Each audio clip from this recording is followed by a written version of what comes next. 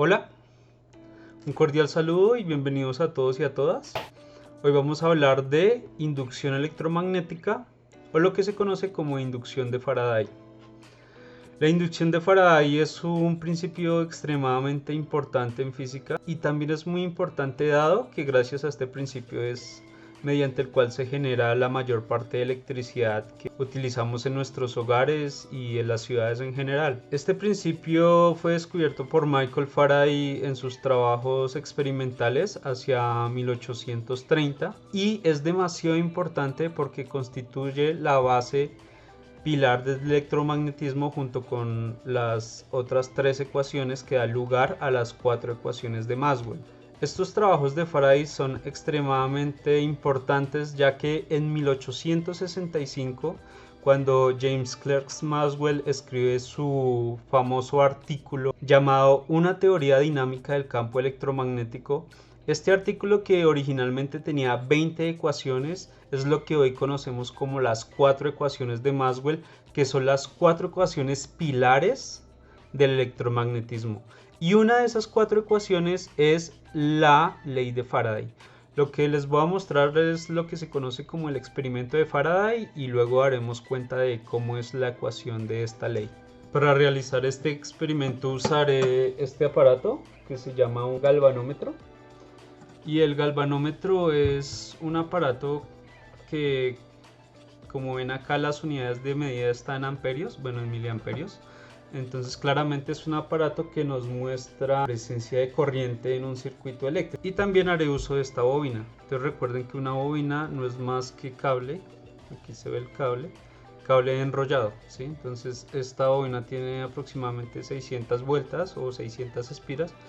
Bueno, y entonces, ¿en qué consiste lo que se conoce como el experimento de Faraday? Lo que voy a hacer es conectar mi bobina al galvanómetro. Sí, voy a dejar la bobina acá encima y la voy a conectar al galvanómetro mediante estos dos cables. Entonces tenemos un circuito eléctrico que está compuesto por una bobina, que es cable enrollado, y por un medidor de corriente. Recuerden que la corriente implica movimiento de carga eléctrica, es decir, la carga que está en este material conductor. Y para hacer mover una carga es claro que se necesita un campo eléctrico. Y de esa manera pues voy a medir corriente acá. ¿Cómo haría eso fácilmente? Pues yo podría conectar esto a la toma de la corriente, o podría traer una pila o cualquier otro mecanismo que me permita que aparezca una corriente en este circuito. Este fenómeno va a ser una clara evidencia entre la relación de un cambio de un flujo magnético y un campo eléctrico. ¿En dónde se va a evidenciar el campo eléctrico? Pues que aparezca un movimiento de carga y que aparezca una corriente. Y para que vean que tiene una estrecha relación con un campo magnético, voy a usar este imán. Este es un imán convencional. También tengo un imán de neodimio. Aquí pueden ver claramente que son imanes que se quedan pegados, no son pilas. No he conectado el circuito a nada, ¿sí? A nada externo. Aquí lo importante es destacar que hay una cantidad importante llamada flujo magnético. Recuerden que el flujo magnético es, o en particular el flujo de cualquier campo vectorial, implica que tantas líneas de campo atraviesan cierta área. Podríamos decir que son las líneas de campo que en este caso están atravesando el área, esta área que está acá interna, ¿sí? Entonces esta área va a ser atravesada por líneas de campo magnético y eso sería el flujo magnético. Recuerden que para un imán las líneas de campo magnético son líneas que lo circundan.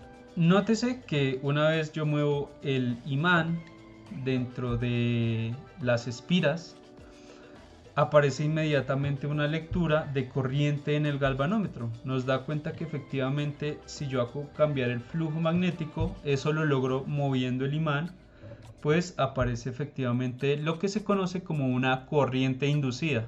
Por eso esta ley se conoce como ley de inducción. Aquí es importante ver varias cosas. Lo primero, que se den cuenta que sí aparece una corriente, ¿sí? Ahí se ve claramente en el galvanómetro que hay una corriente. Esto es importante. ¿Y cómo estoy consiguiendo esta corriente? Mediante un imán, mediante un campo magnético. pero más aún siendo específicos mediante el cambio de un flujo magnético. Ahora bien, dejemos el imán acá adentro y nótese que aquí efectivamente hay un flujo magnético porque las líneas de campo del imán siguen existiendo y están atravesando efectivamente esta área que está acá, ¿sí? Aquí hay un flujo magnético, el flujo magnético no es cero, pero el flujo magnético no está cambiando y por eso no hay lectura de corriente en el galvanómetro. Claro, entonces lo que necesitamos no es solo que haya un flujo magnético, sino que este flujo magnético esté cambiando en el tiempo. Esta corriente además tiene una dirección, si se dan cuenta esta aguja se mueve hacia un lado, que es como dice acá que es el lado negativo, positivo, es decir que o la carga se mueve hacia un lado o se mueve hacia el otro. Por ejemplo, si yo ingreso el polo norte, que es este polo rojo, miremos hacia dónde se mueve esa aguja. Se mueve hacia el lado negativo, ¿vale? Y pues si lo retiro se va a mover hacia lo positivo, ¿sí? Ahora, si ingreso el polo sur, ya se esperarán que ahora la aguja se mueva hacia el lado positivo, efectivamente, y si lo retiro, se mueve hacia el lado negativo. Es decir que la corriente tiene una dirección específica de acuerdo a cómo yo esté variando el flujo magnético. Y esto es muy importante, se evidencia en la ecuación y además se conoce como ley de Lenz. La ley de Lenz constituye un principio de conservación de energía. Entonces, después subiré algún video explicando qué es la ley de Lenz y otro experimento relacionado con la ley de Lenz. Bueno, y otro ejemplo que es muy similar al anterior, lo voy a hacer con esta bobina. Esta bobina tiene más vueltas que la anterior, tiene alrededor de 1500 vueltas, la cual está enchufada a estos bombillitos LEDs. Entonces aquí están los bombillitos apagados y es un circuito eléctrico que ahora es unos bombillos y una bobina.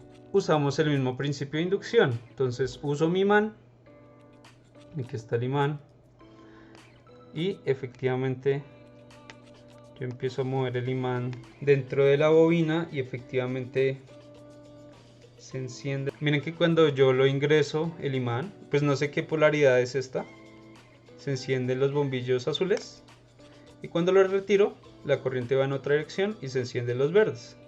Ahora volteo el imán, entonces cuando lo ingrese, ¿cuáles se van a prender? Los verdes, y cuando lo retire se encienden los azules. Entonces ahí está la inducción electromagnética. Este experimento es lo mismo que estábamos haciendo ahorita, pero en vez de un galvanómetro tenemos bombillos y es más fácil ver que estos bombillos se encienden o no. Básicamente con estos experimentos entendemos perfectamente qué es el principio de inducción de Faraday. Y pues este fue el trabajo que hizo Faraday, realizar los experimentos que dieran cuenta de este principio. Faraday era un físico que no tenía muchos conocimientos matemáticos, de hecho los estudios que él tenía es lo que se corresponde a lo que hoy en día sería como una primaria. Entonces, aunque no era una persona que tuviera muchos conocimientos de tipo académico, porque no estudió en la escuela, era una persona que es considerado uno de los físicos más geniales de toda la historia, sobre todo por sus trabajos experimentales. Luego, como les comenté, James Clerk Maxwell es el que elabora toda la matemática y el que condensa estos experimentos en una ecuación. A pesar de todo esto, la ley tiene el nombre de Faraday, ley de inducción de Faraday. Entonces, para concluir, la ley de Faraday expresa lo siguiente, y esta es como la definición que hallarán generalmente en los libros de física. La ley de Faraday dice que el voltaje o la fuerza electromotriz inducida en un circuito cerrado es directamente proporcional a la rapidez con la que cambia el flujo magnético en el tiempo. Claro, y eso es efectivamente lo que nosotros vimos. Vimos que hay un cambio de flujo magnético en el tiempo haciendo variar líneas de campo en determinada área y que efectivamente eso me genera un voltaje inducido o una FEM inducida que da cuenta de que haya una corriente inducida, ¿no? De que aparezca una corriente y pues por eso vemos que los bombillos se encienden. Y efectivamente es el mismo fenómeno que aparece acá. Hago variar el flujo magnético en el tiempo y aparece una FEM inducida y por tanto se induce una corriente. Bueno, pues está la ley de inducción de Faraday, esta ley tan hermosa de la física, una de las 4 ecuaciones de Maxwell, una de las 4 ecuaciones pilares de la teoría del electromagnetismo. Nos vemos en un próximo video de física y que tengan buenos tiempos.